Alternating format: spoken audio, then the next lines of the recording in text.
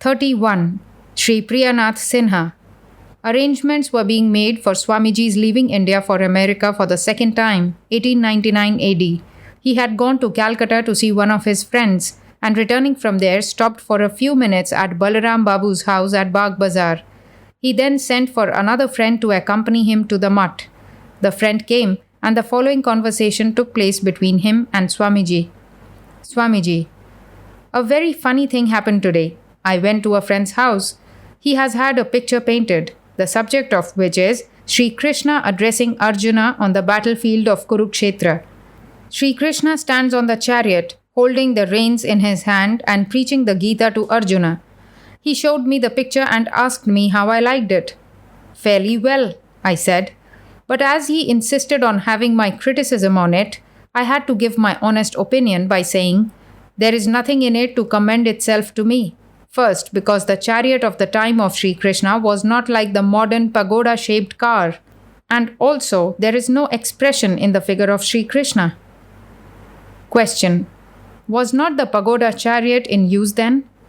Swamiji: don't you know that since the Buddhistic era, there has been a great confusion in everything in our country? The kings never used to fight in pagoda chariots. There are chariots even today in Rajputana that greatly resemble the chariots of old. Have you seen the chariots in the pictures of Grecian mythology? They have two wheels and one mounts them from behind. We had that sort of chariot. What good is it to paint a picture if the details are wrong? An historical picture comes up to a standard of excellence when, after making proper study and research, things are portrayed exactly as they were at that period. The truth must be represented, otherwise the picture is nothing. In these days, our young men who go in for painting are generally those who were unsuccessful at school and who have been given up at home as good for nothing. What work of art can you expect from them? To paint a really good picture requires as much talent as to produce a perfect drama. Question: how then should Sri Krishna be represented in the picture in question? Swamiji: Sri Krishna ought to be painted as he really was, the Gita personified, and the central idea of the Gita should radiate from his whole form as he was teaching the path of dharma to Arjuna, who had been overcome by infatuation and cowardice. So saying, Swamiji posed himself in the way in which Sri Krishna should be portrayed and continued. Look here, thus does he hold the bridle of the horses, so tight that they are brought to their haunches, with their forelegs fighting the air, and their mouths gaping. This will show a tremendous play of action in the figure of Sri Krishna. His friend, the world-renowned hero, casting aside his bow and arrows, has sunk down like a coward on the chariot, in the midst of the two armies.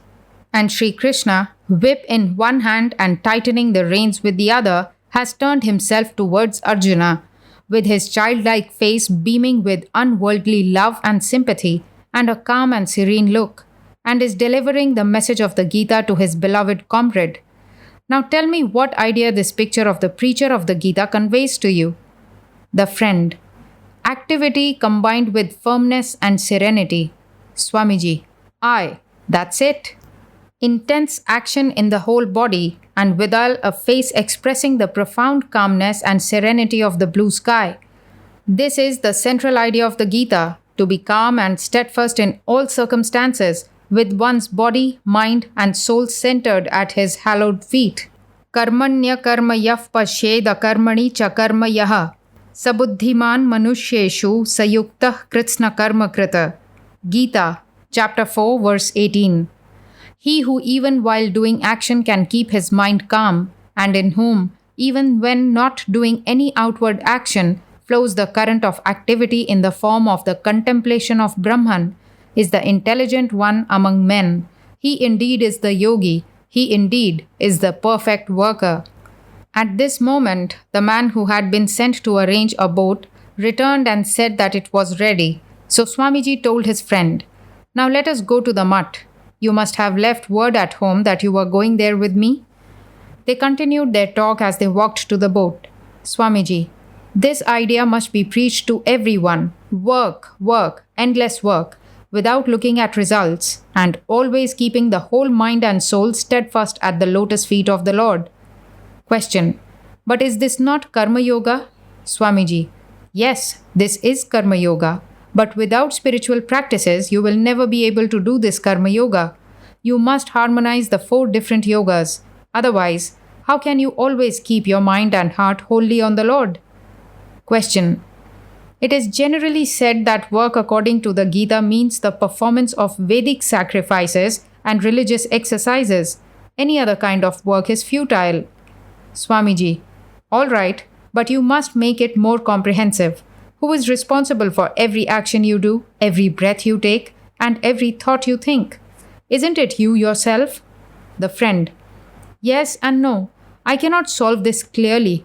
The truth about it is that man is the instrument and the Lord is the agent. So when I am directed by His will, I am not at all responsible for my actions. Swamiji. Well, that can be said only in the highest state of realization, when the mind will be purified by work and you will see that it is He who is causing all to work. Then only you will have a right to speak like that. Otherwise, it is all bosh, a mere cant. Question. Why so, if one is truly convinced by reasoning that the Lord alone is causing all actions to be done? Swamiji. It may hold good when one has been so convinced, but it only lasts for that moment and not a whit afterwards. Well, consider this thoroughly, whether all that you do in your everyday life you are not doing with an egoistic idea that you yourself are the agent. How long do you remember that it is the Lord who is making you work? But then, by repeatedly analyzing like that, you will come to a state when the ego will vanish and in its place the Lord will come in. Then you will be able to say with justice, Thou, Lord, art guiding all my actions from within. But my friend, if the ego occupies all the space within your heart, where forsooth will there be room enough for the Lord to come in? The Lord is verily absent. Question. But it is He who is giving me the wicked impulse. Swamiji. No, by no means. It would be blaspheming the Lord to think in that way. He is not inciting you to evil action. It is all the creation of your desire for self-gratification. If one says the Lord is causing everything to be done and willfully persists in wrongdoing, it only brings ruin on him. That is the origin of self-deception. Don't you feel an elation after you have done a good deed? You then give yourself the credit of doing something good. You can't help it. It is very human. But how absurd to take the credit of doing the good act on oneself and lay the blame for the evil act on the Lord. It is a most dangerous idea. The effect of ill-digested Gita and Vedanta. Never hold that view. Rather say that He is causing the good work to be done while you are responsible for the evil action. That will bring on devotion and faith, and you will see His grace manifested at every step. The truth about it is that no one has created you. You have created yourself. This is discrimination. This is Vedanta. But one does not understand it before realization. Therefore, the aspirant should begin with the dualistic standpoint that the Lord is causing the good actions while He is doing the evil. This is the easiest way to the purification of the mind. Hence, you find dualism so strong among the Vaishnavas. It is very difficult to entertain Advaitic, non-dualistic ideas at the outset. But the dualistic standpoint gradually leads to the realization of the Advaita. Hypocrisy is always a dangerous thing. If there is no willful self-deception, that is to say, if one sincerely believes that the most wicked impulse is also prompted by the Lord, rest assured that one will not have to do those mean acts for long. All the impurities of the mind are quickly destroyed. Our ancient scriptural writers understood this well, and I think that the Tantrika form of worship originated from the time that Buddhism began to decline, and through the oppression of the Buddhists, people began to perform their Vedic sacrifices in secret. They had no more opportunity to conduct them for 2 months at a stretch, so they made clay images, worshipped them, and consigned them to the water, finishing everything in one night, without leaving the least trace. Man longs for a concrete symbol, otherwise his heart is not satisfied. So in every home that one-night sacrifice began to take place. As Sri Ramakrishna used to say, some enter the house by the scavenger's entrance. So the spiritual teachers of that time saw that those who could not perform any religious rite owing to their evil propensities also needed some way of coming round by degrees to the path of virtue. For them, those queer tantrika rites came to be invented. Question. They went on doing evil actions thinking them to be good. So how could this remove their evil tendencies? Swamiji. Why, they gave a different direction to their propensities.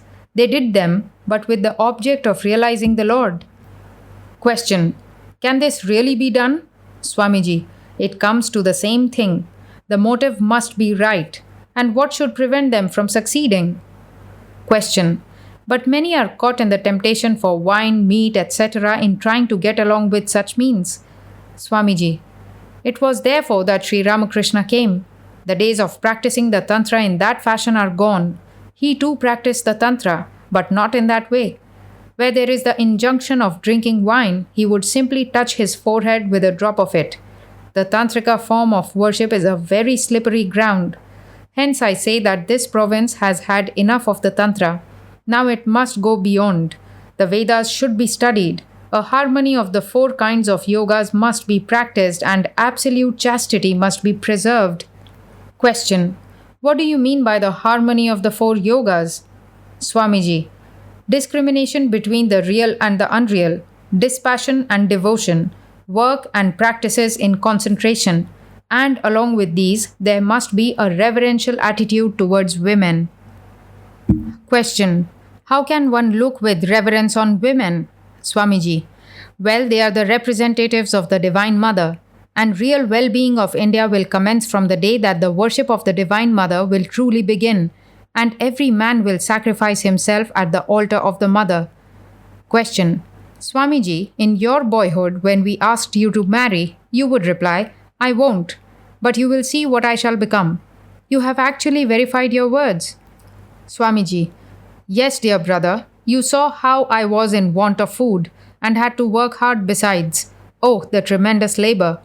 Today the Americans out of love have given me this nice bed, and I have something to eat also. But also, I have not been destined to enjoy physically, and lying on the mattress only aggravates my illness. I feel suffocated, as it were. I have to come down and lie on the floor for relief.